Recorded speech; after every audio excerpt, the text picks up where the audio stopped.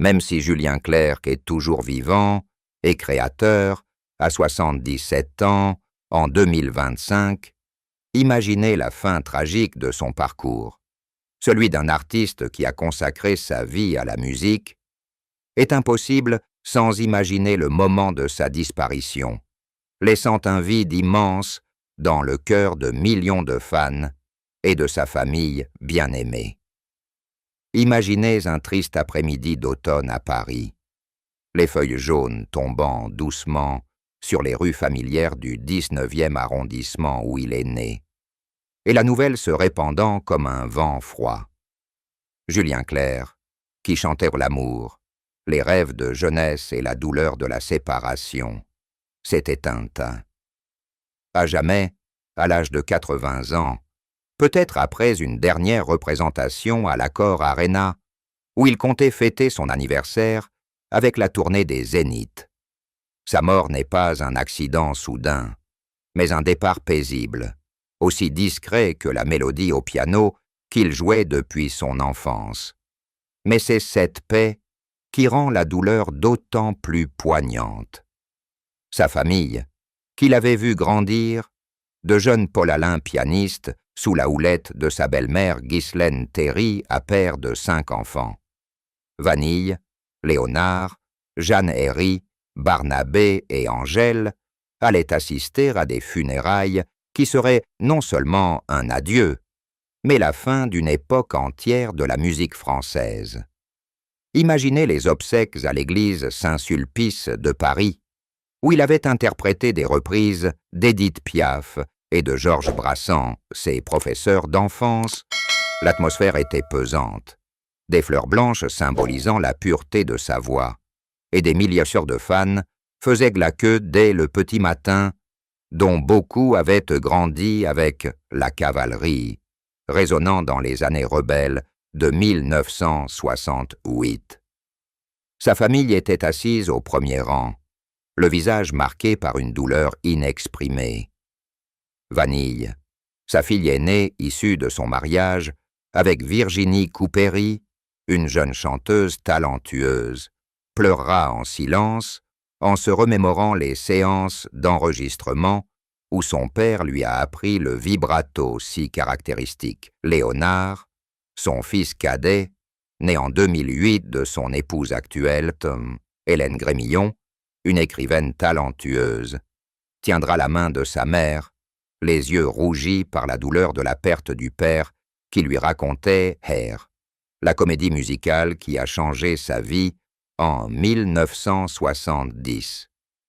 Jeanne Herry, sa fille issue de sa relation avec Miu Miu, l'actrice légendaire, se tiendra là avec un mélange de regret et de fierté, car elle a suivi son père dans le monde du spectacle, devenant réalisatrice et actrice, mais elle doit désormais le regarder reposer paisiblement dans son cercueil en noyer poli, décoré des notes de MAP et MAP référence.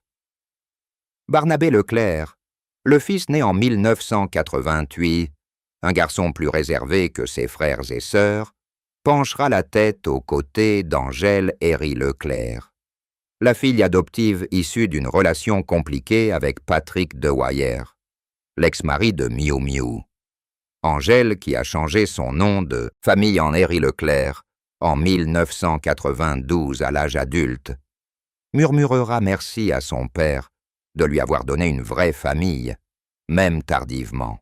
Leur douleur n'est pas seulement la perte d'un père, mais celle d'un ami, un conteur musical qui a partagé toutes les joies et les peines à travers des chansons comme « Ce n'est rien » ou « Fais-moi une place ».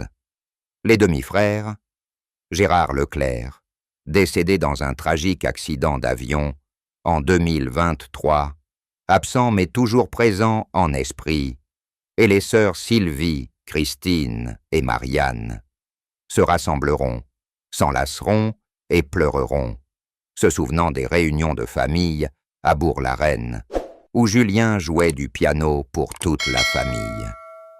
Les obsèques dureront 3 jours.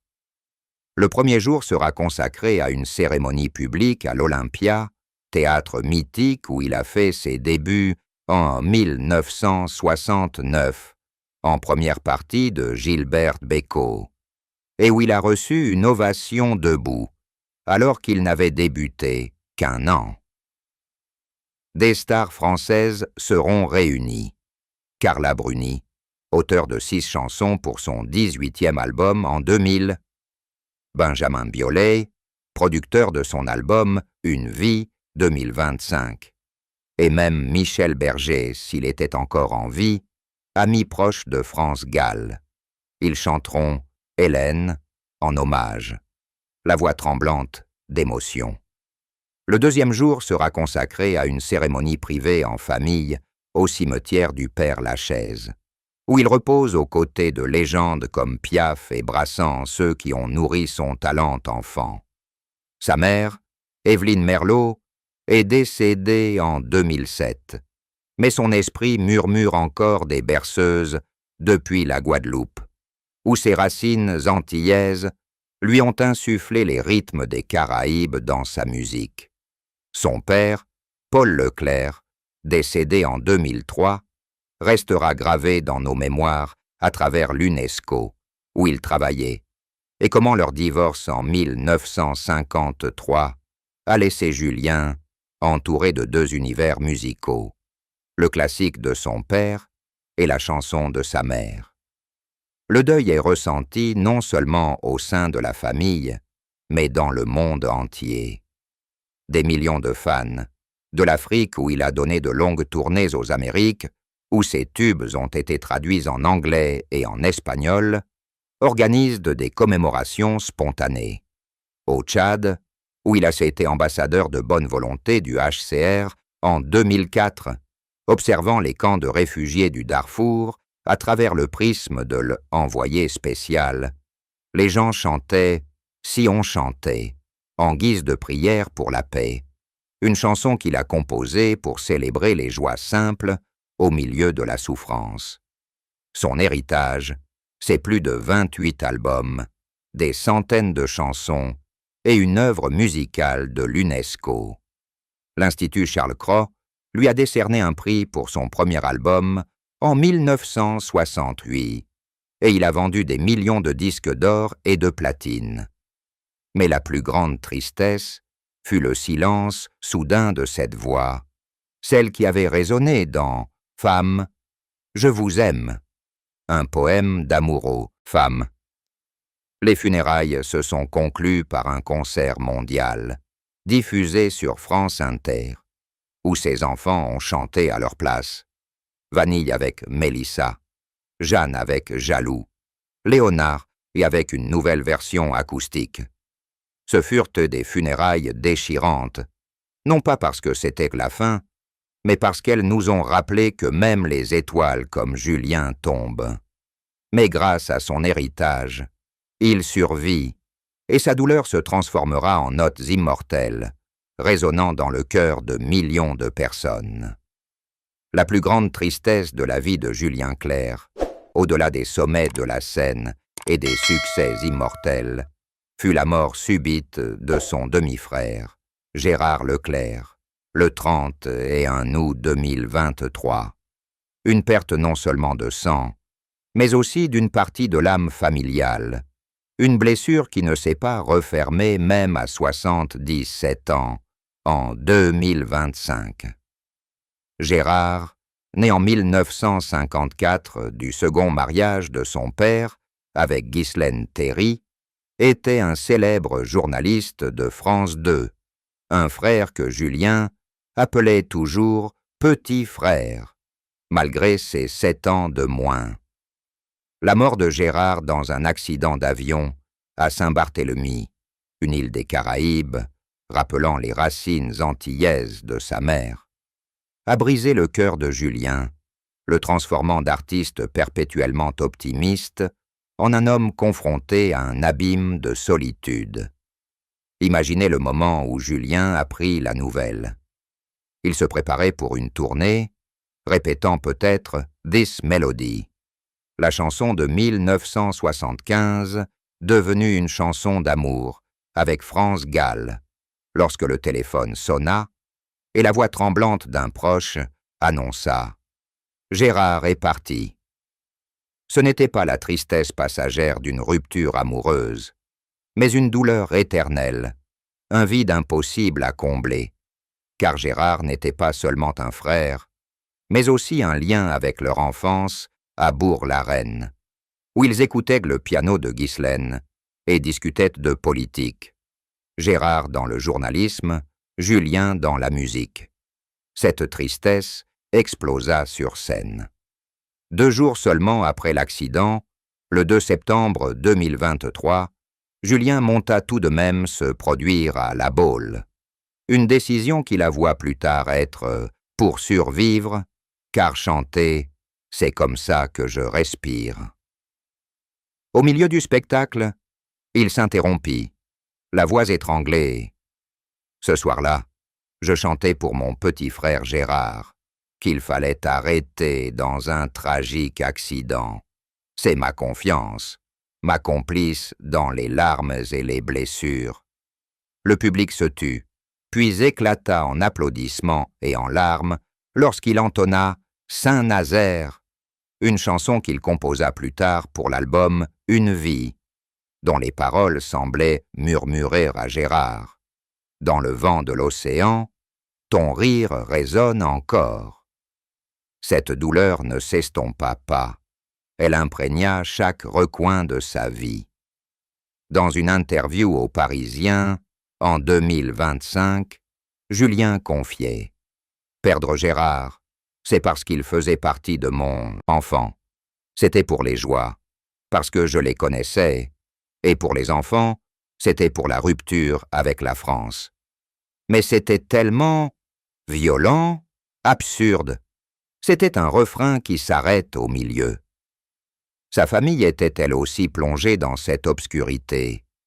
Des enfants comme Jeanne Herry, qui partageaient la douleur de la perte avec leur père depuis le suicide de Patrick Dewayer en 1982, devaient désormais le consoler, tandis que Vanille composait une ballade dédiée à Oncle Gérard.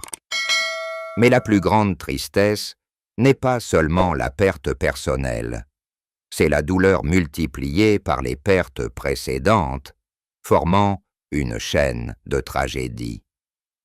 En 1953, le divorce de ses parents sépare Julien de sa mère Évelyne, qui lui a inculqué l'amour de Brassens et de Piaf, une tristesse d'enfance qu'il a transformée en une mélodie entraînante. Puis, en 1975, il rompt avec France Gall après 5 ans de vie commune.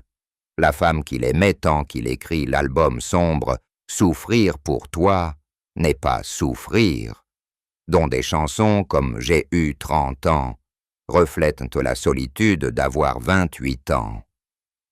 France, qui épousera plus tard Michel Berger et décédera d'un cancer en 2018, fut une grande souffrance amoureuse. Mais Gérard fut une souffrance de chair et de sang. En 2003, le père de Paul décède, puis la mère d'Évelyne en 2007. Des pertes qui laissent Julien seul à subvenir aux besoins de la famille, s'occupant des enfants et adoptant même Angèle en 1992. La tristesse de Gérard est d'autant plus grande qu'elle survient en pleine pandémie, alors que Julien lutte contre l'isolement dû à l'annulation d'une tournée et qu'elle le force à affronter la vieillesse. À 75 ans, je me dis que le temps file, et Gérard me rappelle qu'on n'est pas immortel. En musique, cette tristesse est sublimée. L'album Une vie de 2025, produit par Benjamin Biolay, y répond « La chanson Le chagrin n'est pas lugubre, mais lumineuse, comme le dit Julien, un geste de vie. » Dans Petit frère, il chante Gérard, dont les paroles évoquent que les joyeuses disputes chez son père, les interviews télévisées de Gérard, qui le taquinait sans cesse. « Tu chantes bien, mais mes frères sont les vrais stars. » Des millions de fans ont partagé cette douleur sur X, avec le hashtag « pour Gérard Clair », publiant des vidéos de lui en pleurs sur scène, lui rappelant que Julien n'était pas qu'un chanteur, mais un homme au cœur fragile. Cette immense tristesse lui a appris une leçon de fragilité. La vie est une chanson, parfois joyeuse, parfois en mineur, mais on doit la chanter jusqu'au bout. Et ce faisant, il nous a laissé une leçon. La plus grande douleur n'est pas la fin, mais la façon dont nous continuons à chanter au milieu de la tempête.